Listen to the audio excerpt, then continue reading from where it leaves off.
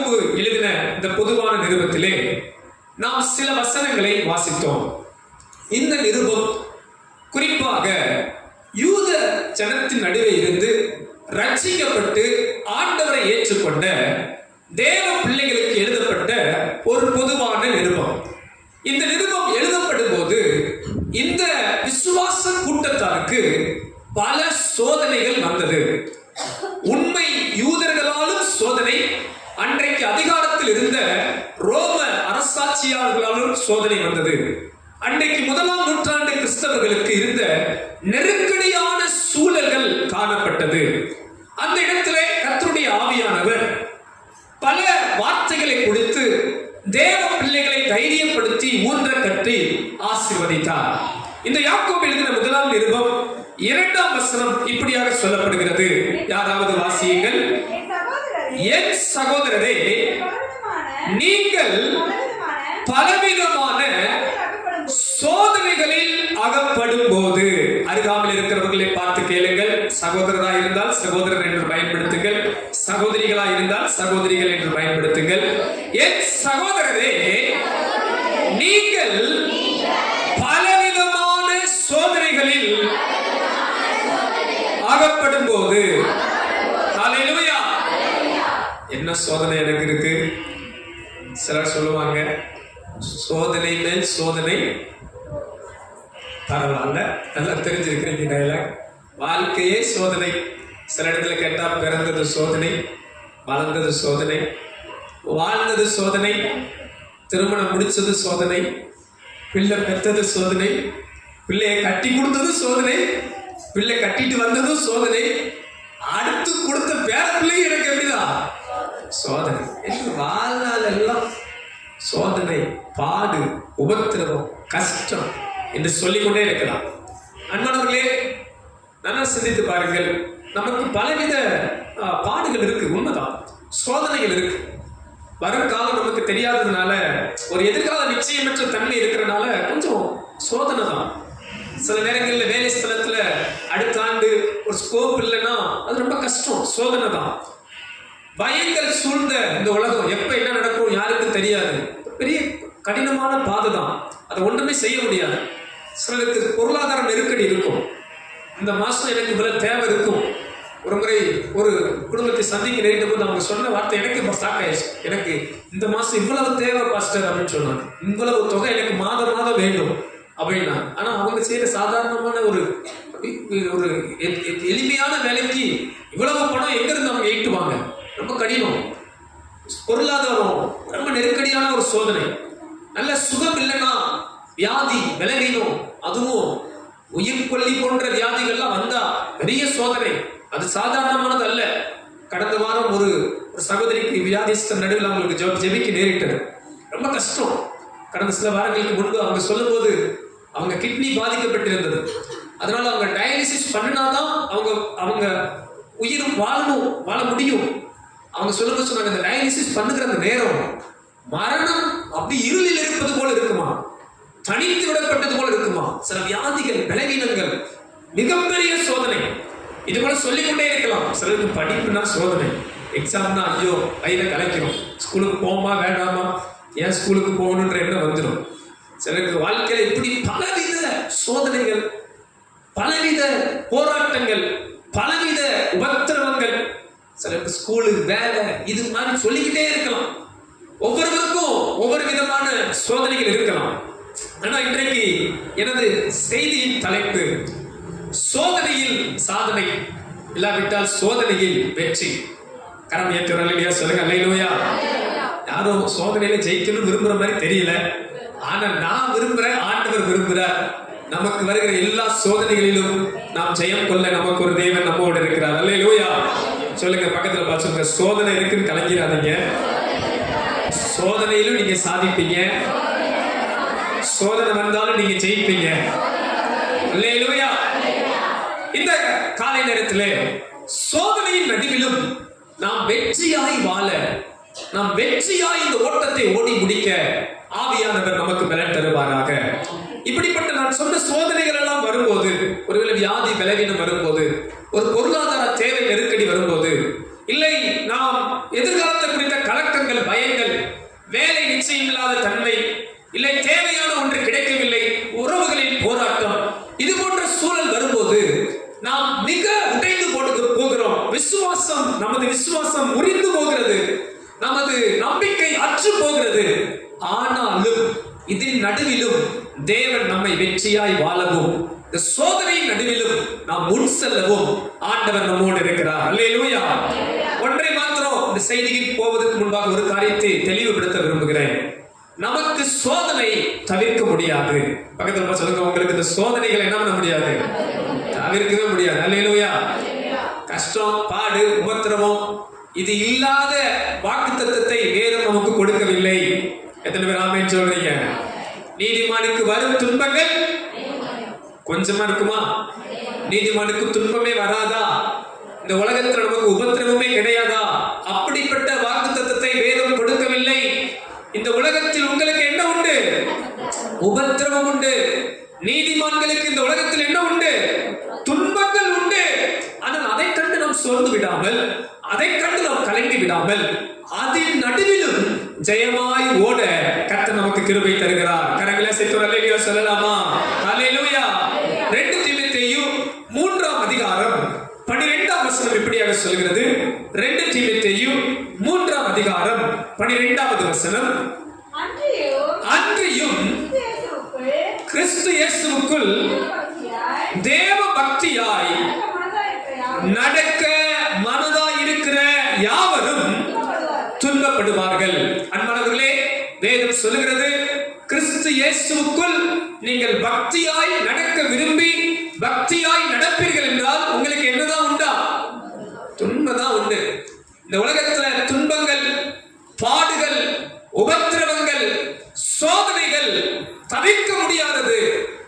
ஆனால் இன்றைக்கு பல பிரச்சனை என்னவென்றால், நான் சொன்ன சோதனை, கஷ்டம், பாடுகள், உபத்திரவங்கள் வரும்போது பக்கத்துல பார்த்து பாருங்க, எல்லாரையும் நம்ம என்ன கேட்போம்னா, முதல்ல ஏன் எனக்கு இந்த கஷ்டம், ஏன் கஷ்டம்? ஏசப்பா எங்க போன? ஏசப்பா இருக்கிறாரா இல்லையா? என்னை மட்டும் என்ன பண்றாரு? சட்டியில போட்டு வாட்டுன்னு வாட்டுறாரு. அவன் நல்லா இருக்கிறான், இவன் நல்லா இருக்கிறான், எனக்கு தான் என்ன வந்துருச்சு? கஷ்டம். எத்தனை முறை சொல்லியிருக்கிறோம். சின்ன கஷ்டம் வந்தனையும், சின்ன பலவீனம் வந்தனையும், சின்ன வியாதி வந்த உடனே, சின்ன பொருளாதார தேவை வந்த உடனே, ஒரு சின்ன பிரச்சனை வந்த உடனே நம்ம முதல்ல பண்ணக்கூடிய காரியம் என்ன? ஏன்? நீங்களே யாரும் சொல்ல மாட்டீங்களோ, நான் அப்படி சொல்றேன் போல. ஏன் எனக்கு மட்டும் இந்த பிரச்சனை? ஏன் ஏன் ஏன் அப்படின்னு தான் நம்ம நினைக்கிறோமே ஒழிய, அந்த போராட்டத்தின் நடுவே, சோதனை நடுவே தேவன் என்ன செய்ய விரும்புகிறார் என்பதை மறந்துடுறோம்.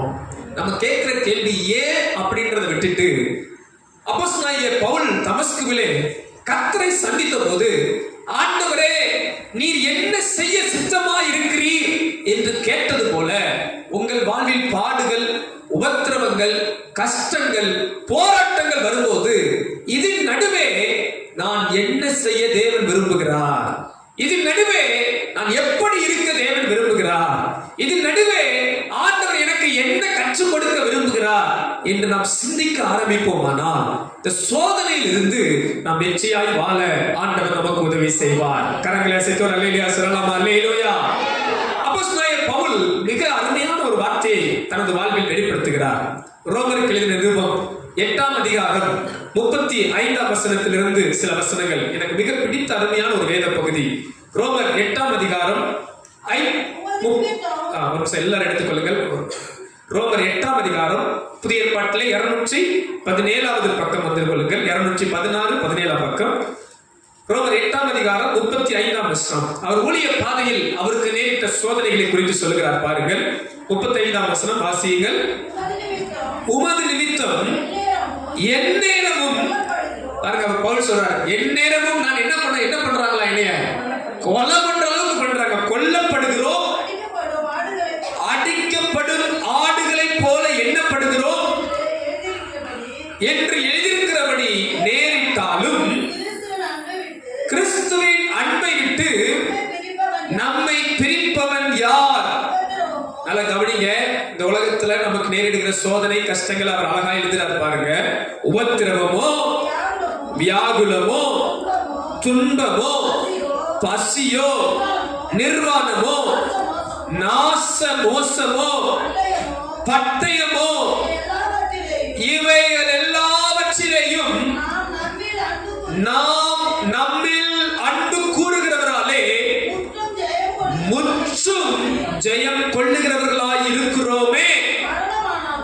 மரணமானாலும் ஜீவனானாலும் தேவ தூதர்களானாலும் அதிகாரங்களானாலும் வல்லமைகளானாலும் நிகழ்காரியங்களானாலும் வருங்காரியங்களானாலும் உயர்வானாலும் தாழ்வானாலும் வேறெந்த சிருஷ்டியானாலும் நம்முடைய கர்த்தராகிய கிறிஸ்து இயேசுவில் உள்ள தேவனுடைய அன்பை விட்டு நம்மை பிரிக்க மாட்டாது என்று நிச்சயித்திருக்கிறேன். கரங்களை உயர்த்தி அல்லேலூயா சொல்லலாமா? அல்லேலூயா.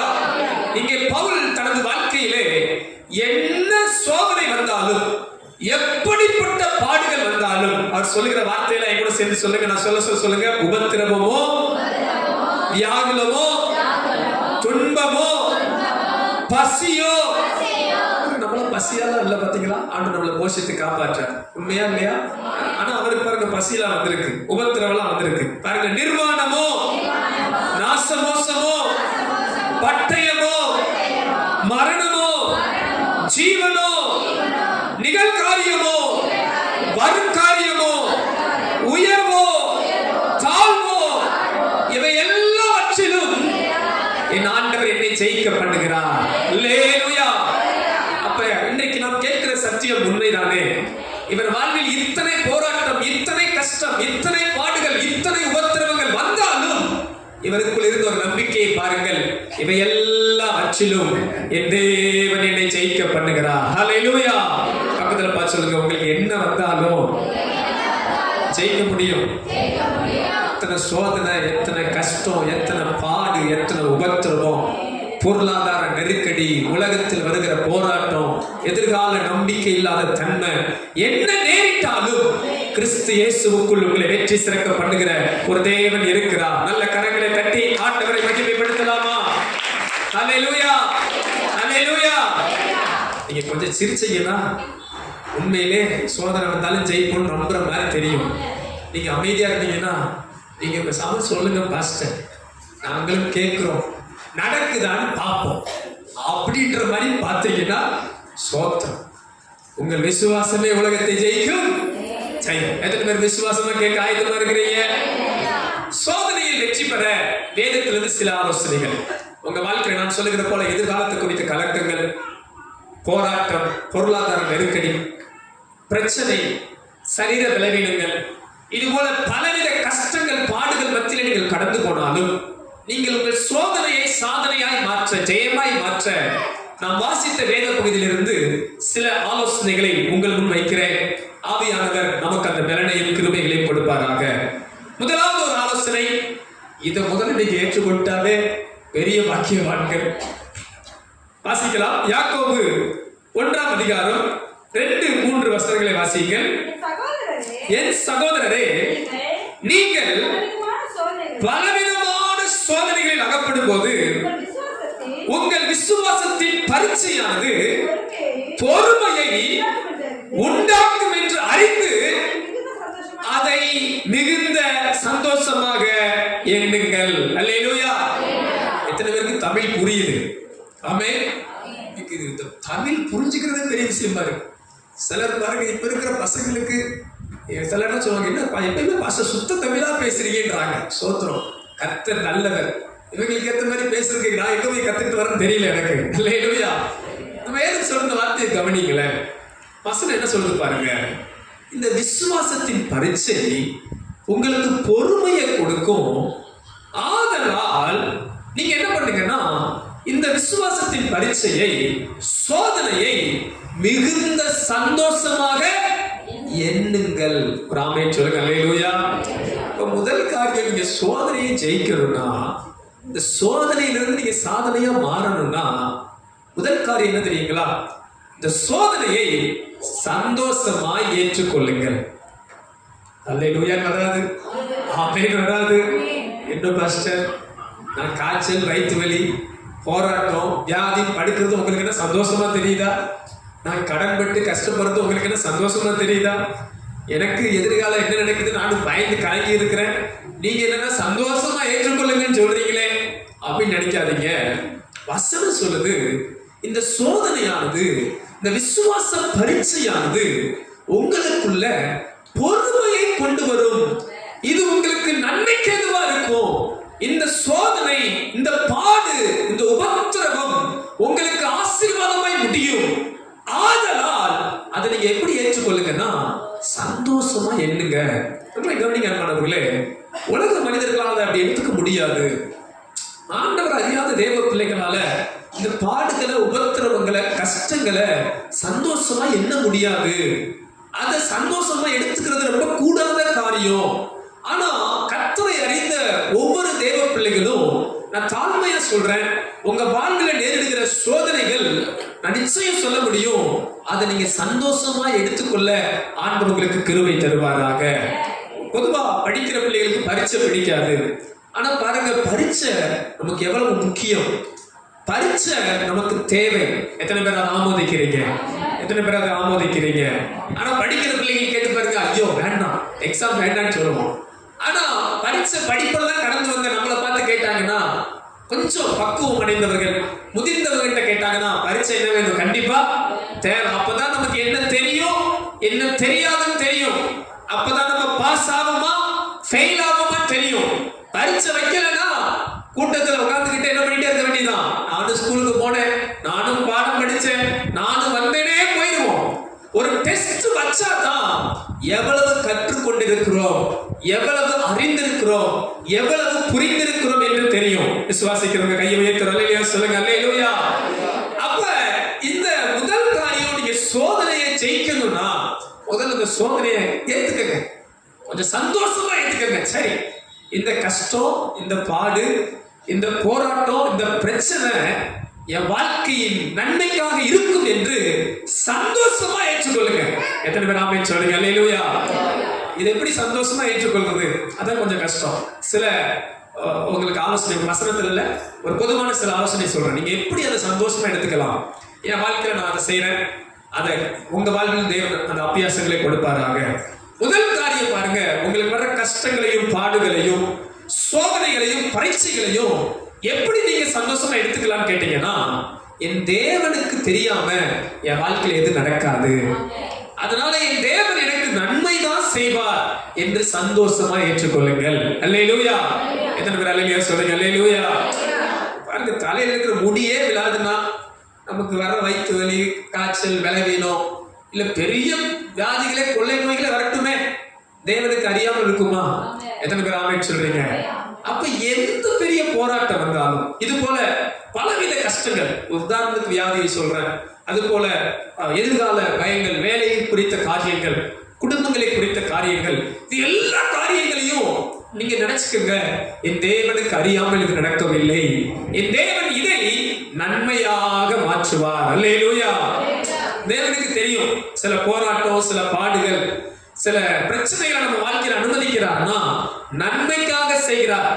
சில நினைக்கலாம், நீங்க பொருளாதார குறைவு, ஏன் பாஸ்டர் நான் கடினமா உழைச்சு ரொம்ப கஷ்டப்படுறேன், முன்னேறவே முடியல, எனக்கு 1 கோடி ரூபாய் மட்டும் ஆண்டவர் கொடுத்துட்டா கர்த்தாவே ஸ்தோத்திரம் என்று ஆலயத்திலே உட்கார்ந்துருப்பேன் பாஸ்டர் நீங்க சொல்லலாம்.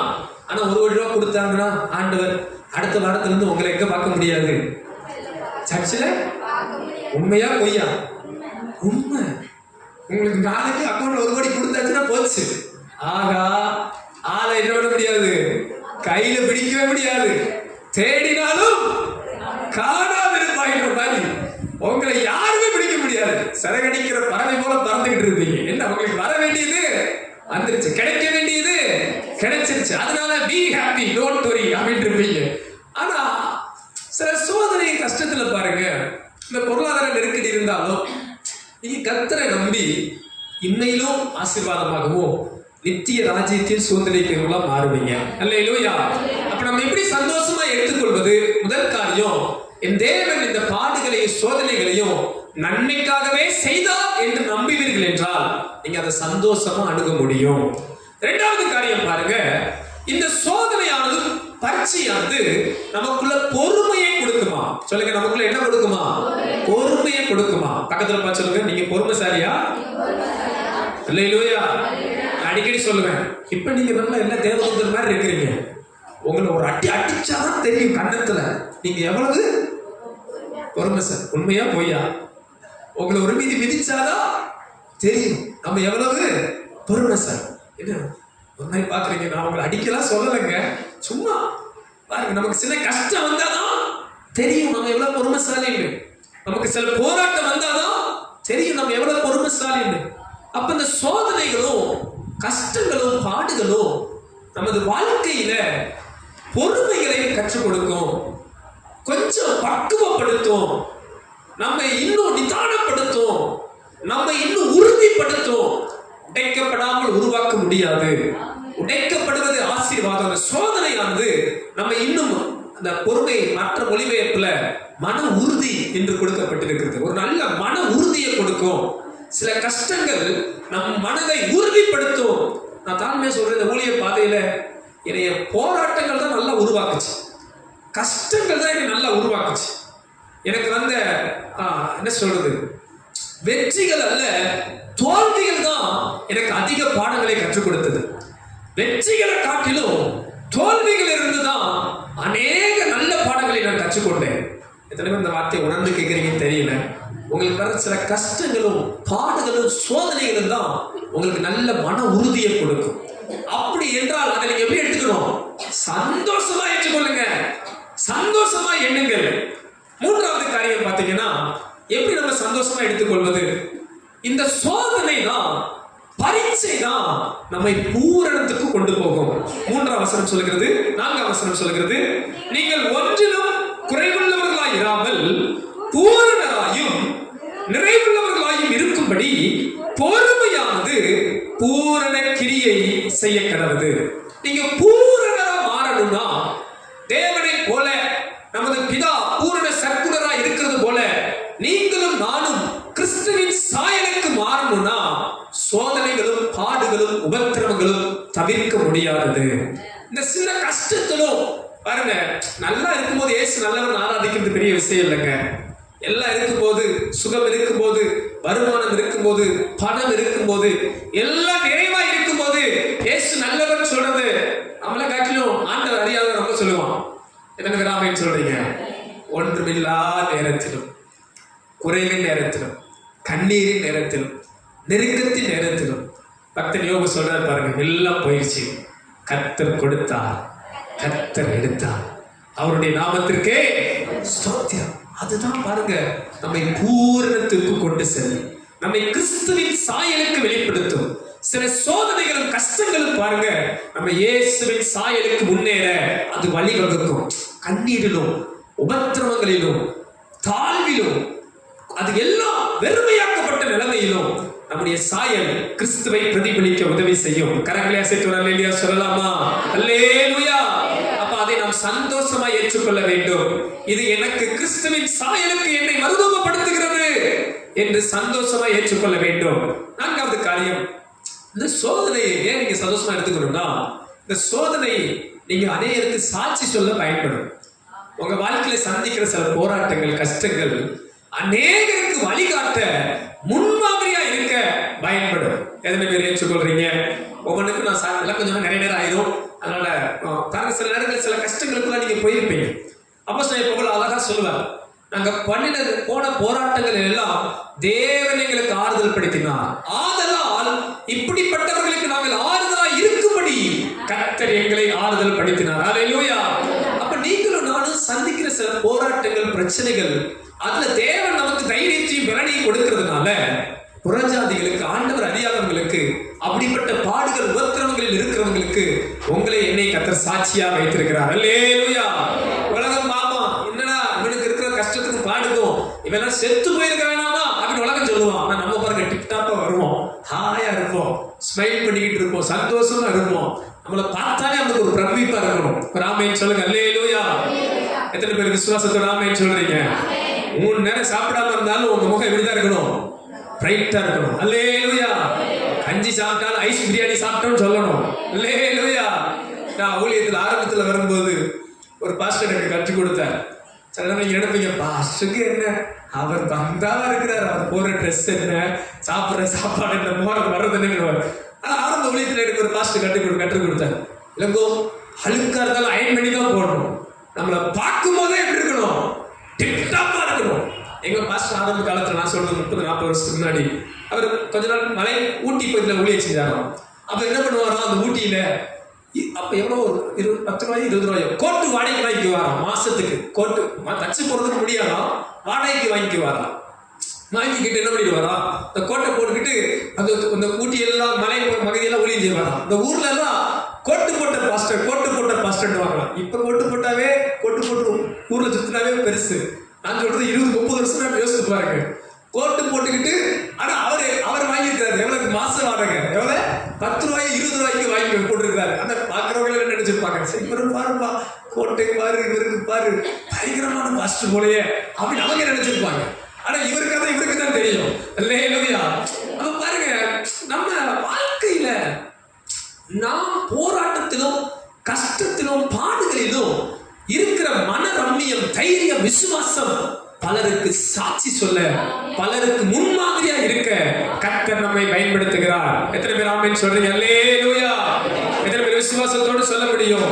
எனக்கு நேரிடுகிற போராட்டங்களும் பிரச்சனைகளும் இப்படிப்பட்ட ஜனங்களுக்கு என்னை தேவன் முன்மாதிரியா நிறுத்துகிறார். பாருங்க, உலக மனிதன் பாருங்களேன், சில ரகங்களையும் குதிரைகளையும் குறித்து மேன்மை பாராட்டுகிறவர்கள் முறிந்து விழுவார்களாம். கர்த்தரை குறித்து மேன்மை பாராட்டுகிறவர்கள் எழுந்து நிமிர்ந்து நிற்பார்கள். பாருங்க, ஆண்டவர் இயேசு அழகாய் சொல்கிறார், மணலில் கட்டப்படுகிறவர்கள் கண்மலையில் கட்டப்படுகிறவர்கள். 2 பேருக்கு புயல் வருகிறது, 2 பேருக்கு வெள்ளம் மோதுகிறது. மணலில் கட்டப்பட்டவன் வீடு விழுந்து போகிறது, கண்மலையில் கட்டப்பட்டவன் வீடு நிலைத்திருக்கிறது. இந்த உலகத்திற்கு நாம் சாட்சிகள். இவ்வளவு போராட்டம் வந்தும், பிரச்சனை வந்தும், கஷ்டங்கள் வந்தும் இவர்கள் மன ரம்மியமாய் இருக்கிறார்கள் என்று சாட்சி கூற கர்த்தர் நம்மை வைத்திருக்கிறார். கரங்களை அசைத்து அல்லேலூயா சொல்லுங்க. அல்லேலூயா. எத்தனை பேர் ஆமென் என்று ஏற்றுக்கொள்றீங்க? கடைசி ஒரு காரியம், நீங்க சந்தோஷமா இந்த சோதனையை ஏற்றுக்கொள்ளணும். ஏன் கேட்டீங்கன்னா, இந்த சோதனையில தான் தேவ வல்லமையை நீங்க பார்க்க முடியும். எத்தனை பேர் ஆமென் சொல்றீங்க? உங்களுக்கு குறை இருக்கும் போதுதான் தேவன் உங்களை நிறைவாக்குகிறவர் எப்படிப்பட்டவர் என்று அறிந்து கொள்ள முடியும். உங்களுக்கு கஷ்டம் இருக்கும்போது தான், பலவீனம் இருக்கும் போதுதான் உங்களை பலப்படுத்துகிற ஒரு தேவன் இருக்கிறார் என்று அறிய முடியும். எத்தனை பேர் ஆமென் சொல்றீங்க? உங்களுக்கு கஷ்டம் பாடுகள் இல்லைன்னா தேவன் எப்படிப்பட்டவர் என்பதை என்ன பண்ணவே முடியாது, நீங்க உணர்ந்து கொள்ளவே முடியாது. வேதத்துல பாருங்க, நம்ம பல காரியம் நினைச்சு துதிக்கிறோம். உதாரணமா ஒரு இடத்துல இயேசு 5 அப்பம் 2 மீன்களை வைத்து எத்தனை பேரை போஷித்தார்? 5000 பேரை போஷித்தார். யோசித்து பாருங்க, அன்னைக்கு எல்லாருக்கும் சாப்பாடு இருந்துச்சுன்னா ஆண்டவர் இயேசு செஞ்ச நன்மையை நம்ம இந்நாள் வரைக்கும் கண்டுபிடிச்சிருக்கிற மாட்டோம். ஒரு நாள் கானா ஊரிலே ஒரு கல்யாண வீடு, திராட்சரசம் குறைவுபட்டது. யோசித்து பாருங்கள், அன்றைக்கு அந்த திராட்சரசம் குறைவில்லை, அந்த கல்யாண வீடில் எல்லாம் நிறைவா இருந்தது என்றால் இயேசு செய்த அற்புதம் நமக்கு தெரிந்திருக்காது. அன்றைக்கு லாசரு மரித்து போனான். இயேசு என்ன சொன்னா தெரியுமா? அவன் மரித்தது நல்லது, லாசரு நித்திரை அடைந்தது என்னது நல்லது. இப்போது போய் தேவ வல்லமையை வெளிப்படுத்துவேன், நீங்கள் அதை விசுவாசிக்கும்படிக்கு அவனை எழுப்புவேன் என்று சொன்னார். அப்ப பாருங்க, லாசரு செத்து போனது கூட இன்னைக்கு அன்னைக்கு பக்கத்துல சொல்ல அன்னைக்கு நல்லது. ஏன்? இயேசுவின் வல்லமை அங்கு வெளிப்பட்டது. அல்லேலூயா. நான் தாழ்மையா சொல்றேன், உங்க குடும்பத்தில் நடக்கிற போராட்டங்கள், பிரச்சனைகள், நீங்கள் சந்திக்கிற உபத்திரவங்கள், கஷ்டங்களை சந்தோஷமா எண்ணுங்கள். ஏனென்றால் தேவ வல்லமை அந்த இடத்தில் வெளிப்படும். பலவீனமா இருக்கிறீங்களா? தேவ வல்லமை வெளிப்படும். குறைவுகளோடு இருக்கிறீங்களா? தேவ வல்லமை வெளிப்படும். எதிர்கால பயங்களோடு இருக்கிறீர்களா? தேவன் உங்களுக்கு நம்பிக்கையானதை கொடுப்பார். எந்த இடத்தில் போராட்டங்கள் இருக்கிறதோ அந்த இடத்திலே தேவன் தமது வல்லமைகளை கொடுக்க போதுமானவர். அல்லேலூயா. ஆதலால் சோதனைகளையும் பரீட்சைகளையும் உபத்திரவங்களையும் கண்டு கலங்காதபடி, அமர்ந்து விடாதபடி, சோர்ந்து போகாதபடி, மனம் தளர்ந்து விடாதபடி சந்தோஷமா ஏற்றுக்கொள்ளுங்கள். அல்லேலூயா. சொல்லுங்க, சந்தோஷமா ஏற்றுக்கொள்ளுங்கள். எத்தனை பேர் சந்தோஷமா ஏற்றுக்கொள்ள போறீங்க? கவலைப்படாதீங்க. ஆண்டவர் சொன்னார்ல, நீங்க கவலைப்படுவதால் ஒரு மனத்தை கூட்டவும் முடியாது, குறைக்கவும் முடியாது. அன்னன்னைக்குரிய பாடு அன்னன்னைக்கு போதும். எத்தனை பேர் ஆமென் சொல்றீங்க? அல்லேலூயா. அதனால் கவலைப்பட்டு கலங்கி தடுமாறி புலம்பி பிரயோஜனம் இல்லை. வசனம் சொல்லுது, நீங்கள் விசுவாசத்தின் பரீட்சைக்குள் போகும்போது அதை சந்தோஷமாக எண்ணுங்கள். நான் சில காரியங்களை சொன்னேன், அது நன்மைக்கு நினைச்சுக்கங்க. அது எனக்கு மன உறுதியை கொடுக்கும் நினைங்க. அது என் குணத்தை கிறிஸ்துவின் குணமா மாற்றும் நினைங்க. இதை நான் பலருக்கு சாட்சியா சொல்லுவேன் நினைங்க. இந்த இடத்துல என் தேவன் எனக்கு ஒரு அற்புதம் செய்வார் என்று எதிர்பாருங்கள். கர்த்தர் உங்களுக்கு நலமானதை கொடுப்பார். கரங்களை தட்டி ஆண்டவரை மகிமைப்படுத்தலாமா? அல்லேலூயா. எத்தனை பேர் சோதனையை சந்தோஷமா என்ன எடுத்துக்க போறீங்க? ஆமென். அப்ப அடி வாங்க ரெடி நீங்க எல்லாரும். ஆமென். என்ன ஒரு காரியம் பாக்குறீங்க? எத்தனை பேர் உறுதியா இருக்கிறீங்க? இரண்டாவது ஒரு காரியம் சீக்கிரம் சுருக்கமா முடிச்சிடுறேன். இரண்டாவது ஒரு காரியம் யாக்கோபு 1:5 உங்களில் ஒருவன் ஞானத்தில் குறைவுள்ளவனாய் இருந்தால் யாவருக்கும் சம்பூர்ணமாய் கொடுக்கிறவரும் ஒருவரையும் கடிந்து கொள்ளாதவருமாகிய தேவனிடத்தில் கேட்க கடவன், அப்பொழுது அவனுக்கு கொடுக்கப்படும். பொறாமை சொல்லலாம். அல்லேலூயா. இரண்டாவது ஒரு காரியம் சோதனையை ஜெயிப்பது எப்படி? முதல் காரியம் பார்த்தோம், அது சந்தோஷமா என்ன பண்ணிக்கங்க, ஏற்றுக்கொள்ளுங்கள். இரண்டாவது காரியம் பாருங்க, சோதனையிலிருந்து தப்ப தேவ ஞானத்தை தேடுங்கள். பொதுவாக இந்த வசனத்தை படிக்கிற பிள்ளைகளுக்கு தான் நம்ம சொல்லிக் கொடுப்போம். உனக்கு ஞானம் கம்மி, படிக்க தெரியல, தமிழ் பாஸ் ஆக தெரியல, இங்கிலீஷ் பாஸ் ஆக தெரியல, மேக்ஸ் பாஸ் ஆக தெரியல, சயின்ஸ், சோசியல், அதனால நீ ஏசப்பட்ட அந்த வசனத்தை சொல்லி கேளு, உனக்கு ஏசப்பா ஞானத்தை தருவார் நம்ம சொல்லுவோம். ஆனா நான் தாழ்மையே சொல்றேன், நம்ம எவ்வளவு ஞானவான்களா இருக்கிறோம். நம்ம குடும்பத்தை நடத்த, நம்ம வேலையை நடத்த, எதிர்காலத்தை நடத்த, சோதனையில நம்ம எவ்வளவு புத்திசாலியா நடந்துக்கிறோம். என்னை கேட்டால் அந்த வசனம் கான்டெக்ட், அந்த வசனத்தின் ஒப்புமை பார்த்தீங்கன்னா, நீங்க சோதனையிலிருந்து தப்பித்துக் கொள்ள உங்களுக்கு குறைவாய் இருக்கிற அந்த ஞானத்தை தேவனிடத்திலிருந்து பெற்றுக்கொள்ள முடியும். சில சோதனை வரும்போது, கஷ்டம் வரும்போது, உபத்திரவம் வரும்போது, பாடு வரும்போது, நீங்க அந்த சோதனையை எப்படி ஜெயிக்கணும் என்று ஆண்டவரிடத்துல ஞானத்தை கேளுங்க. ஒரு முறை யோசபாத் யுத்தத்துக்கு போகும்போது பல அவனை சுற்றிலும் படைகள் எதிர்த்து வந்து விட்டன. பல ராஜாக்கள் சேர்ந்து கொண்டார்கள். இவனுக்கு என்ன பண்ணனே தெரியல. ஆண்டவர்கிட்ட கேட்கிறான். ஆண்டவர் சொல்றாரு, துதிக்கிறவங்களை முன்னாடி கொண்டு அனுப்புன்றார்.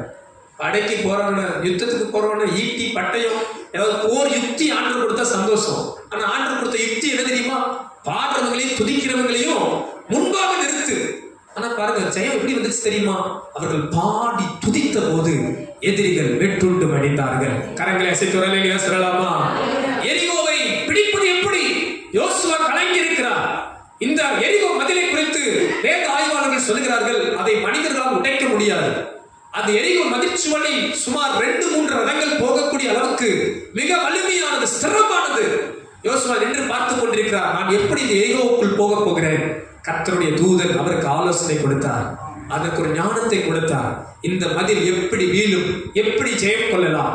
அன்பானவர்களே, உங்க வாழ்க்கையில நீங்க சந்திக்கிற சோதனைகளிடத்தில் ஆண்டவருக்கு ஒரு ஞானம் கேளுங்க.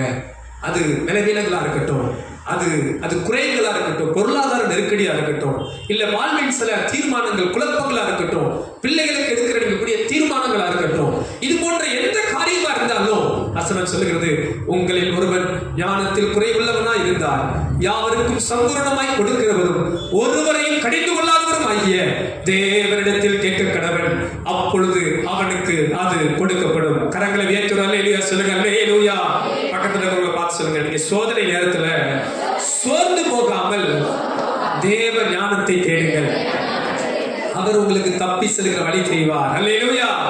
வேதம் சொல்கிறது, 1 கொரிந்தியர் 10:13 பார்ப்பீர்கள் என்றால், 1 கொரிந்தியர் 10:13 இப்படியாக சொல்கிறது, மனுஷருக்கு நேரிடுகிற சோதனை அல்லாமல் வேறே சோதனை உங்களுக்கு நேரிடவில்லை. பாருங்க, வசனத்தை நீங்க உங்க வாழ்க்கையில குறித்து வைத்துக் கொள்ளுங்கள். உங்க வாழ்நாள் எல்லாம் சோதனை வரும்போதெல்லாம் இந்த வசனத்தை நினைவுபடுத்திக் கொள்ளுங்கள். மனுஷருக்கு நேரிடுகிற சோதனை அல்லாமல் வேறே சோதனை உங்களுக்கு நேரிடவில்லை. தேவன் உண்மையுள்ளவராய் இருக்கிறார். உங்கள் திராணிக்கு மேலாக சோதிக்கப்படுகிறதற்கு அவர் இடம் கொடாமல் சோதனையை தாங்கத்தக்கதாகவும் சோதனையோடு கூட அதற்கு தப்பிக்கொள்ளும்படிக்கு வாலியையும் உண்டாக்குகிறார். ஒரு ஆமென் சொல்லுங்க. அல்லேலூயா. மனுஷனுக்கு நேரிட சோதனை தான் வருது. ஆனா நீங்க ஆண்டவர்கிட்ட அந்த ஞானத்தை கேட்டீங்கன்னா அதை தாங்கத்தக்க பலனையும் தப்பி போகத்தக்க வழியையும் உண்டாக்குகிறார். கரங்களை அசைத்து அல்லேலூயா சொல்லுங்க. அல்லேலூயா. நீங்க ஆண்டவர்கிட்ட அந்த கிருபையை கேளுங்க, ஞானத்தை கேளுங்க. கர்த்தர் உங்களை விசேஷமாய் அதிசயமாய், ஆச்சரியமாய், வித்தியாசமாய் அந்த சோதனையிலிருந்து உங்களை காப்பாற்றுவார். கரங்களை சேர்த்து ஒரு அல்லேலூயா சொல்லலாமா? அல்லேலூயா. எனக்கு ஒரு குடும்பத்தில் நடந்த சம்பவம் எனக்கு நல்ல ஞாபகம் வருது. அந்த குடும்பத்தில் ஒரு கஷ்டமான குடும்பம், ரொம்ப பெரிய பணக்கார குடும்பம் இல்லை, ஒரு ரொம்ப middle class, lower middle class. அந்தந்த இதுக்கு வேலைக்கு போனாதான் அவங்க வருமானம் ஈட்ட முடியும், அவங்க உழைப்பு தான் வருமானம், அப்படிப்பட்ட ஒரு குடும்பம்.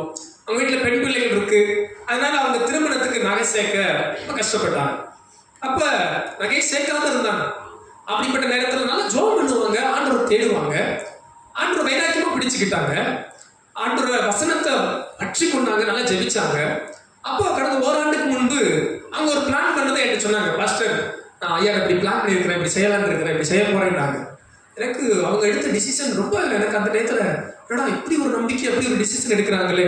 சரி, அந்த பிள்ளைகளுக்கு நகை சேர்க்கிறேன்னு சொல்லி ஒரு பெரிய லோன் போட்டு ஒரு குறிப்பிட்ட பவுன் நகை வாங்கி, சவரன் நகை வாங்கி, மறுபடியும் அதை அடகு வச்சு குறிப்பிட்ட அதுல இருந்து வர்ற பணத்தை மறுபடியும் என்ன பண்ணாங்கன்னா கிட்டத்தட்ட ஒரு அவங்க பிள்ளைகளுக்கு நகை சேர்க்கிற அளவுக்கு வாங்கிட்டாங்க. பார்த்துக்க, நானும் அவங்க சொன்னது எனக்கு பிரமிப்பா இருந்துச்சு. இப்படி சிஸ்டர் போல கடன் இருக்கு ஐயா, நான் ஆண்டர் மேல பாரத்தை வச்சு எனக்கு என்ன தெரியல, ஆண்டர் இப்படி உணர்த்தினா நான் செய்யறேன்.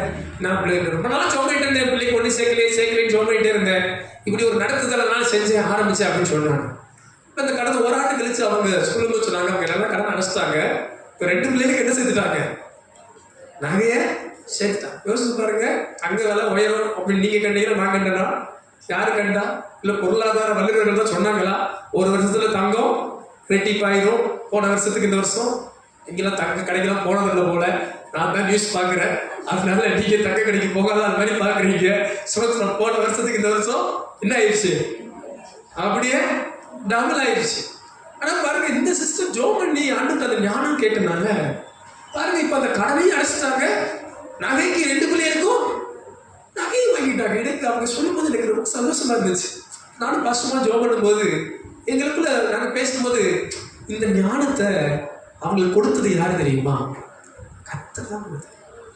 இந்த கிருபைய, இந்த பிரச்சனையிலிருந்து அவங்க வெளியே வர்றதுக்கு, இந்த கஷ்டத்திலிருந்து அவங்க தப்புறதுக்கு அந்த ஞானத்தை கொடுத்தது நான் தேவன் என்றே விசுவாசிக்கிறேன்.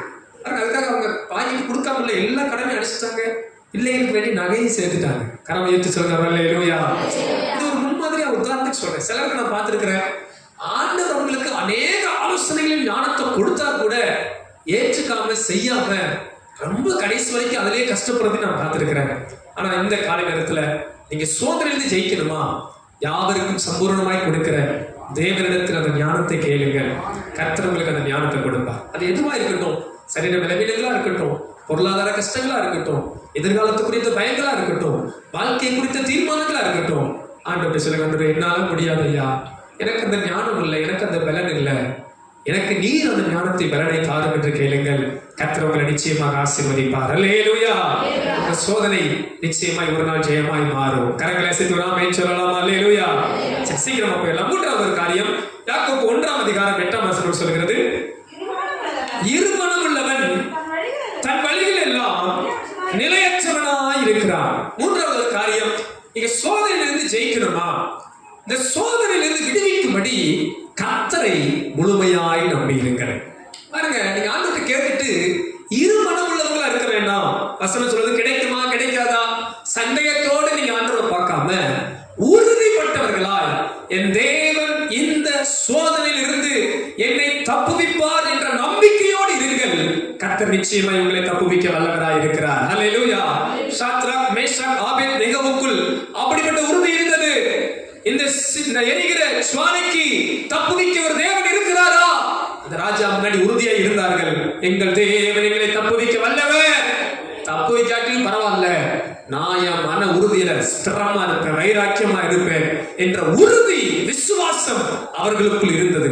ஆதலால் வசனம் சொல்லுகிறது, அவங்க மேல அக்கினியின் வாசம் கூட வீசலாம், அவங்க மேல அக்கினியின் அந்த ஸ்மெல் கூட அவங்க வஸ்திரத்தில் இல்ல, முடியில இல்ல. கர்த்தர் எரிகிற அக்கினி ஜுவாலைக்கு அவர்களை தப்புவித்தார். தூக்கி கொண்டு போய் போடணும்னு நினைச்சவங்களா செத்து போனா, உள்ள போய் விழுந்தவன் உயிரோடு இருக்கிறான்.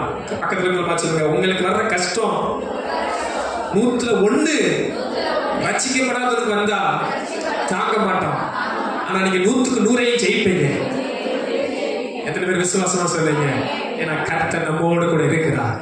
எரிகிற ஜுவாலையின் நடுவே நான்காவது ஒருவர் வந்து உலாவினார். அன்பானவர்களை விசுவாசிங்க. நீங்கள் சந்திக்கிற போராட்டங்கள், பிரச்சனை நடுவே என்னோடு கூட ஒருவர் உலாவிக் கொண்டிருக்கிறார். அவரை நான் நம்பும் போது இந்த சோதனையை நான் ஜெயமாய் மாற்றிக் கொள்ளுவேன். இந்த ஆண்டு கற்றுக் கொடுத்த வாக்குத்தத்தத்தை மறந்துடாதீங்க.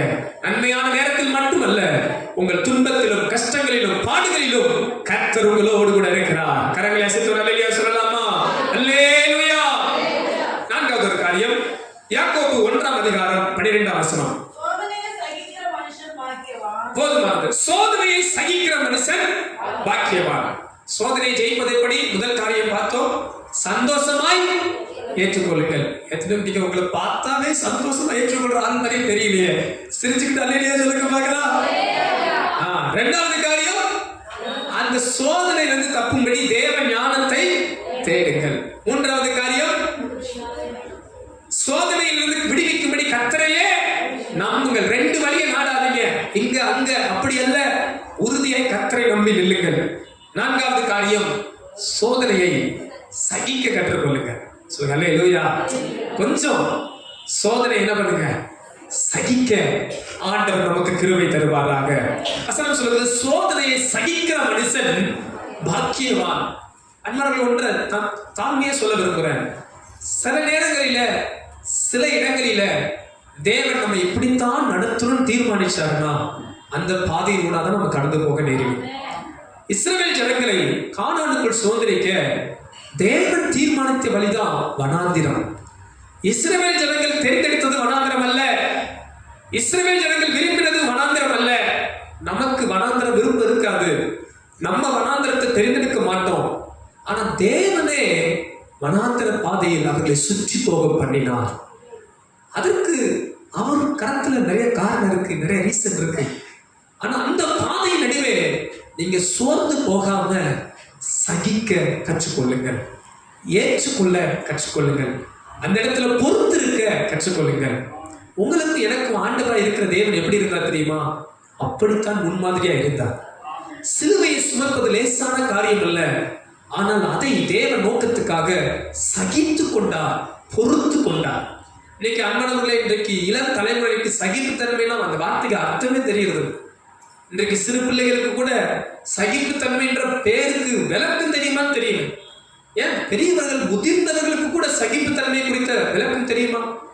சகிக்கிற கிருபை இருக்கா? ஏற்றுக்கொள்ளுகிற பக்குவம் இருக்கா?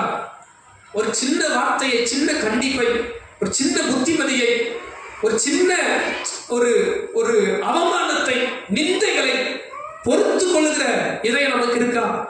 யோசித்து பாருங்க. சிலர் பாருங்க, சின்ன காரியத்துக்கு வாழ்நாள் பகையா இருப்பாங்க. சின்ன காரியத்துக்கு என்ன பகை? வாழ்நாள் பகை. செத்தாலும் என்ன பண்ண மாட்டேன், உன் மூஞ்சியில முடிக்க மாட்டேன். செத்த உடனே என்ன எதிர்த்து உன்னை பார்க்கவா போறோம், வரையா போறையான்னு. சிலர் பாருங்க, சின்ன காரியத்துக்கு வாழ்நாள் பகையா இருப்பாங்க. சின்ன காரியம் தான் ஒரு பெரிய விரோதமாக நடப்பாங்க. இல்ல நமக்கு சகிக்கிற கிருபையை கர்த்தர் தருவாராக. சகிப்பு தன்மை நமக்கு இருப்பதாக. ஆண்டவர் இயேசு சகித்தார். எபிரேயர் 12ஆம் அதிகாரம் 2ஆம் வசனம் சொல்கிறது. எபிரேயர் 12ஆம் அதிகாரம் 2ஆம் வசனம், அவர் நமக்கு முன்வைத்திருந்த அவமானத்தை எண்ணாமல் சிலுவையை சகித்து, சொல்லுங்க எல்லாரும், சிலுவையை என்ன பண்ணாரா? சகித்தார். ஈஸி இல்லைங்க. வானத்தை பூமி படைத்த ஆண்டவர் சிலுவையில அரை நிர்வாணமாய் அடிக்கப்பட, ரத்தம் சிந்தப்பட, அவமானப்படுத்தப்பட, அது சாதாரணமான காரியம் அல்ல. அந்த மரணம் ஒரு சாதாரணமான மரணம் அல்ல. ஆனால் அதை சகித்தார். ஒருவேளை நீங்க போகிற சில பாடுகள், சோதனைகள் ஒருவேளை தாங்க முடியாதது போல இருக்கலாம். ஆனா வேதம் சொல்லுகிறது, சோதனையை சகிக்கிற மனுஷன் பாக்கியவான். அதை கொஞ்சம் சகித்துக் கொள்ளுகிற பலனை ஆண்டவர் கொடுப்பாராக. நீங்க சோர்ந்து போய் உட்கார்றதை காட்டிலும் சகித்து முன்னேறுங்கள். நீங்க சோர்ந்து போய் மன அதைரியப்பட்டு விழுந்து போவதை காட்டிலும் சகித்து எழும்பி ஓடுங்கள். கர்த்தர் உங்களுக்கு ஒரு பலனை கொடுப்பார், கிருபையை கொடுப்பார். கர்த்தர் உங்களுக்கு அந்த பாக்கியத்தை வைத்திருக்கிறார். சோதனையை சகிக்கிற மனுஷன் பாக்கியவான். நீங்க சகிக்க கற்றுக்கொள்வீர்கள் என்றால் ஆசீர்வதிக்கப்பட்டவர்களாகவும் இருப்பீர்கள். கரங்களை அசைத்து அல்லேலூயா சொல்லுங்க. அல்லேலூயா. தாழ்மையா சொல்லுகிறேன், இந்த உலகம் கொடுக்கிறது அல்ல, தேவன் உங்களுக்கு உன்னதத்திலிருந்து ஆசீர்வாதங்களை கொடுப்பார், மேலான நன்மைகளை கொடுப்பார், கிருபைகளை கொடுப்பார். சோதனைகளை சகித்துக் கொள்ளுங்கள், வாக்கியவான்களா இருப்பீர்கள். கரங்களை சேர்த்து அல்லேலூயா சொல்லலாமா? அல்லேலூயா. கடைசி ஒரு காரியம், யாக்கோபு 1ஆம் அதிகாரம் 12ஆம் வசனம்.